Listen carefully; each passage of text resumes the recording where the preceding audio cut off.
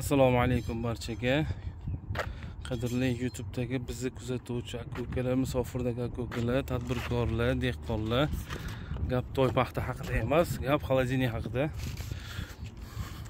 Hop, bu galgi manzilimiz Toshkent viloyati, Olmaliqdamiz.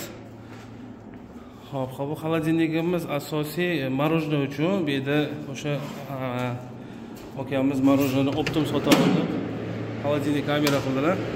Kichkina fortichkali bo'ladi. Berjavaga qilib berdim. Ichkariga kiraytsam, ichkari juda ham sovuq.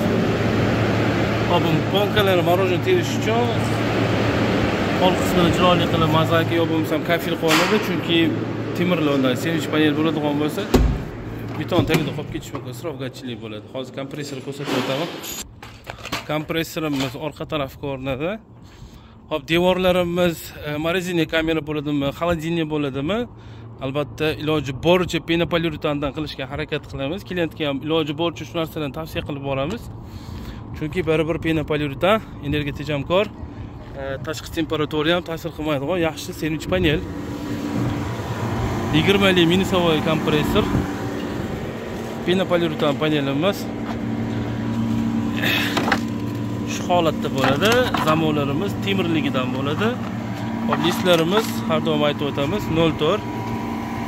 Kompressorimiz 20 li minusavoy jiddiy litrlar bilan chiroyli qilib qo'yib berilgan. Egalari Anvar aka. Kimga shunaqa xizmatga kerak bo'lsa, bemalol murojaat qilaverasizlar. Xudo xolisa xizmatdamiz.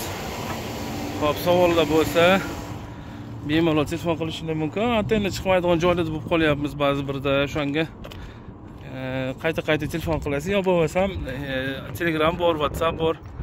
Bemalol murojaat qilishingiz mumkin. Egalar bilan bir suhbat olib boraylik.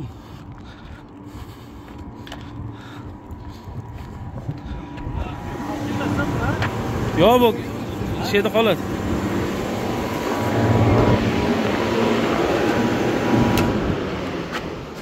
Anvar aka, ma'qulmi? Necha gradus bo'ldi? Hozir 7 gradus bo'ldi. Hozir yoqib qo'yaman, endi bizni mana gaplashishimizga mishat qilmaysin dedim-da. Klientlarga baribir qiziqda, u dabdurustdan ba'zi vaqtlarda borib qolsa, klient bilan ozgina bo'lsa, suhbat olib boring deb qolishadi. Shunga kamchiliklar bo'lmadimi, xudo xolisa aka? Hammasi joyidami? Alloh salomat qilsin. Yoqib qo'yaramiz. Shunaqa endi aytuvchi. O'rgatdingmi? Hozir